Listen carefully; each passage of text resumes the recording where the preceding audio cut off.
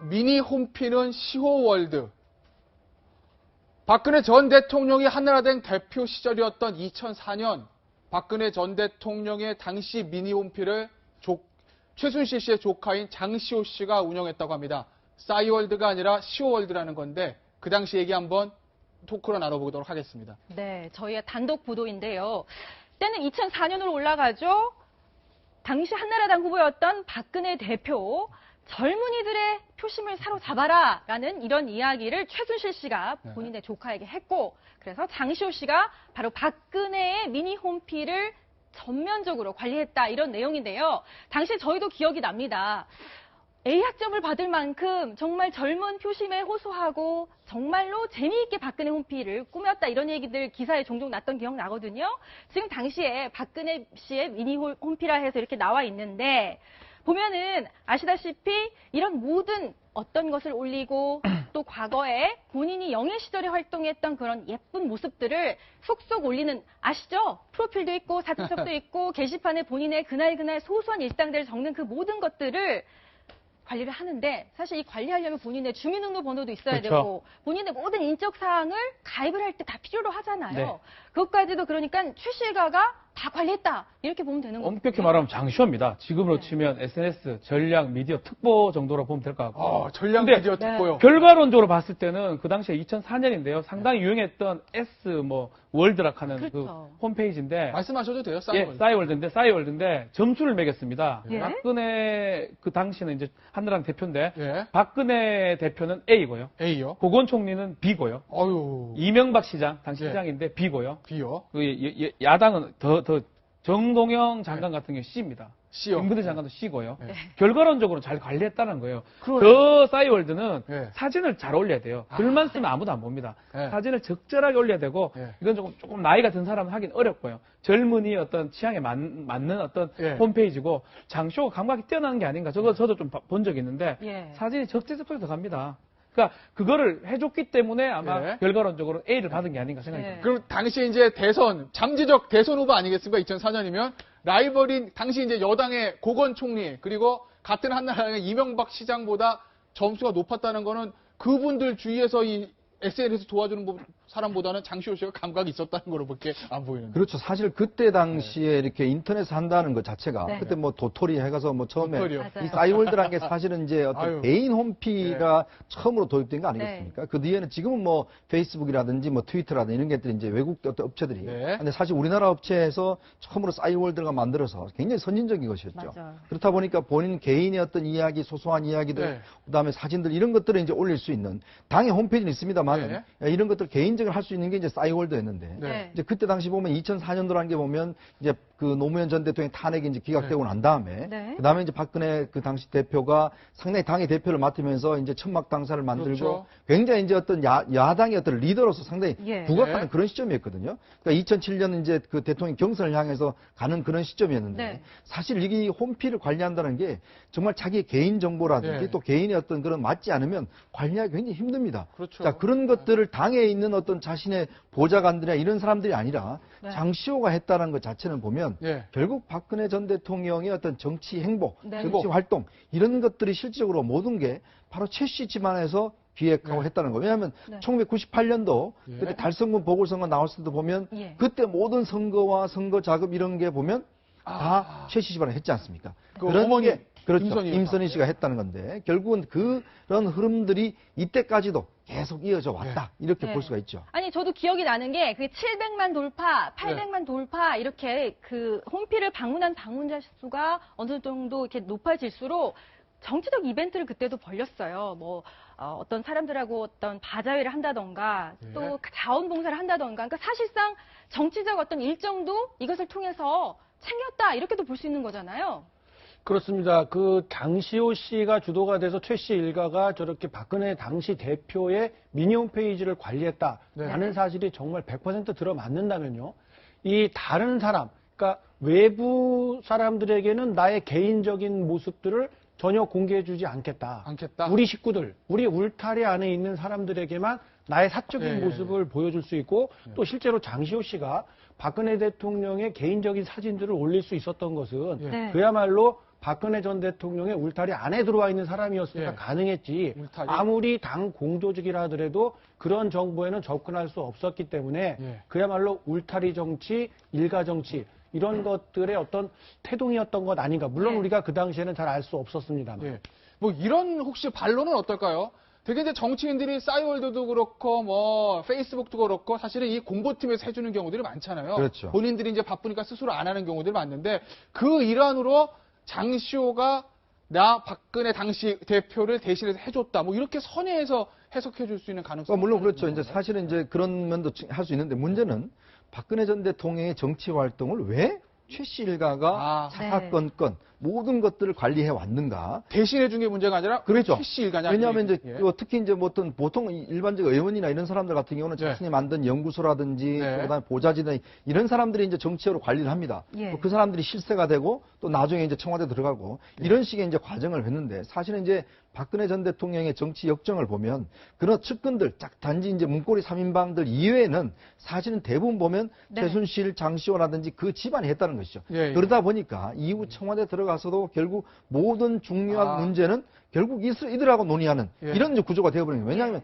예전부터 예를 들어서 이런 걸 논의하면 예. 개인적으로 논의하면 그런 사람들이 들어가서 실세가 되고 또 공개가 되고 이러지 않습니까? 그렇죠. 근데 지금 우리가 박근혜 전 대통령이 탄핵된 이후에 예. 모든 정치 활동을 보니까 결국 사사로운 것 하나까지도 결국 네. 최 씨 집안에서 다 관리하고 전부 다 모든 것들을 해줬다. 이런 것들이 네. 드러나는 거죠. 네.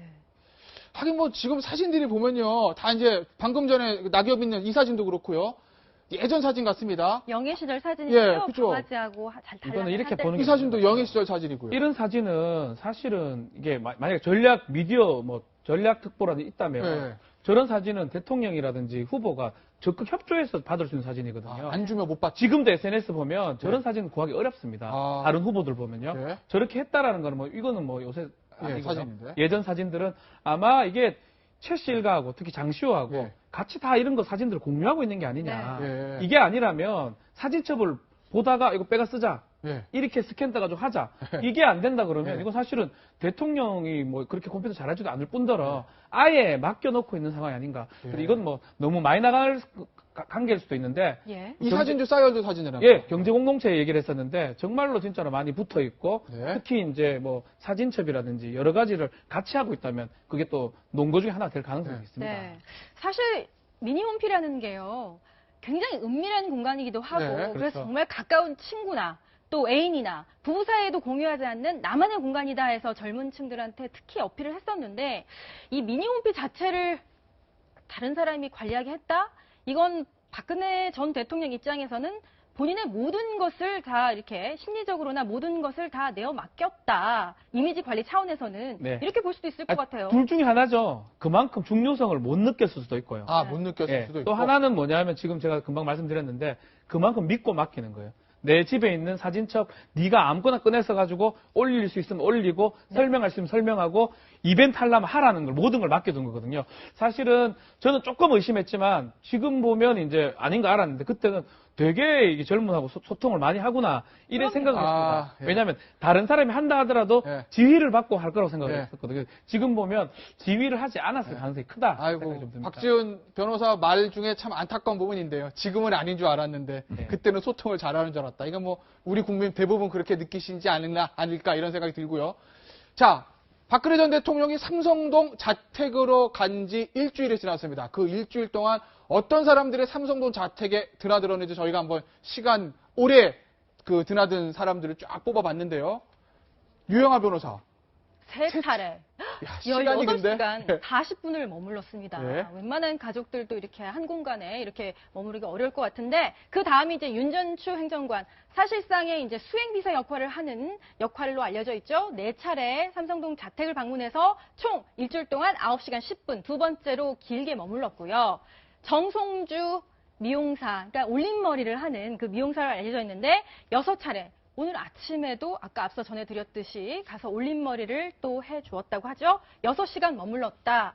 뭐 오래 머물렀다고 해서 그만큼 중요하다 이렇게 볼 수는 없는데 뭔가 가장 시급한 부분이 많았던 이 부분에 있어서 주목해야 되겠죠. 유영아 변호사가 내일 모레 있을 조사에 대비하는 사람이니까요. 그러니까 지금 보면 이게 중요도 같아요. 유영하 변호사가 16시간이고 윤정수 중요도요? 행정관 같은 경우는 뭐 운동이나 뭐 이런 것들을 했을 것 같고 정성주 미용사 같은 경우는 뭐 머리 손질. 근데 네. 가장 중요한 변호사 부분인데 유영하 변호사가 이제 변호인단에서 어떤 연결고리 역할을 하는 것 같아요. 네. 아마 본인이 직접 나가기보다는 뭐 친박 정치인이기도 하고 변호사이기도 하기 때문에 대통령하고 소통하는 고리고 아마 다른 변호인단을 구성하든가 아니면 리허설을 아마 할 거로 생각이 들어요. 어떤 질문을 할 거 네. 이런 것들을 받아서 아마 유영하 변호사가 대통령하고 직접 대면을 하고 어떤 얘기를 하고 있는 게 아닌가. 네. 그 시간이 상당히 많기 때문에 16시간 40분 동안 머문 것으로 보입니다. 이게 보통 많다고 볼 수 있나요? 그러니까 물론 사안사마다 다르겠지만 이렇게 중요한 소환 조사를 앞두고 변호인이 3차례 16시간 정도 삼성동 자택을 찾았다.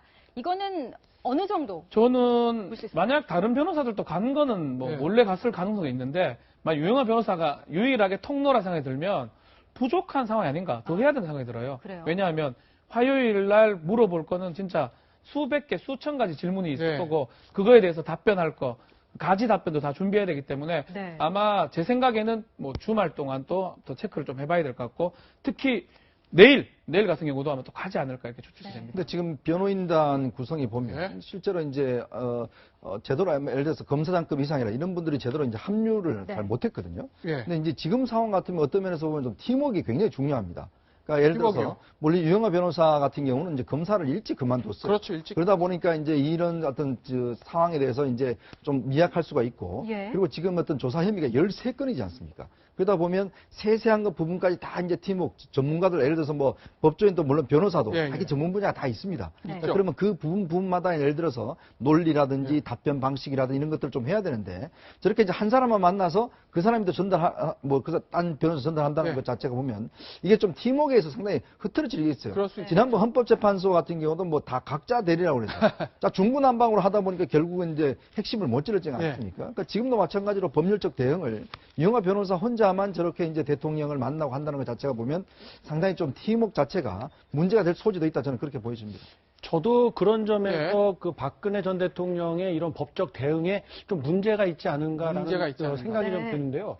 뭐냐면 현재의 이 탄핵 심판 과정에서 우리가 생각을 해보면요. 박근혜 대통령의 변호인단이 과연 법률적 대리 행동을 했는가? 아니면 정치적인 주장을 했는가? 이 점을 생각해 본다면 아마 후자 쪽에 무게를 두는 분들이 예. 많을 겁니다. 그런데 탄핵이 인용이 된 이후에 지금 검찰의 소환 조사를 앞둔 박근혜 전 대통령 측의 행동을 보면 그 기존에 구성했던 변호인단이 그대로 거의 다 들어가 있습니다. 예. 새롭게 법률적인 논리를 만들려고 하는 자세가 별로 눈에 띄지 않는다는 거죠. 그리고 박근혜 전 대통령 역시 지지자들을 향한 메시지만 내놓고 있고 국민들을 향해서 사과의 메시지를 보내지 않았다는 것은 그 자체가 물론 법률적으로 검찰 소환 조사에 어떤 영향을 미치는 건 아닙니다만 법원에서도 계속 예의주시하고 있을 텐데 별다른 좋은 영향을 주진 않을 거거든요. 그런 상황에서 이런 언행에 있어서 실수를 했다라고 평가를 받는 유영하 변호사가 장시간 박근혜 대통령을 만나고 있다는 그 사실 하나만으로도 뭔가 준비에 부족한 점이 있지 않겠나. 또 지지층을 향한 정치적인 메시지만 나오는 것 아닌가. 이런 우려를 감출 수가 없습니다. 네. 박근혜 전 대통령도 정치인입니다. 정치인의 SNS를 타인이 관리해 주는 것은 늘상 있는 일일 수도 있는데 왜 박근혜 전 대통령은 항상 최순실인가? 왜 또 이번에도 장시호인가? 이런 궁금증, 이런 의문, 그것이 제 머릿속에서 떠나질 않습니다.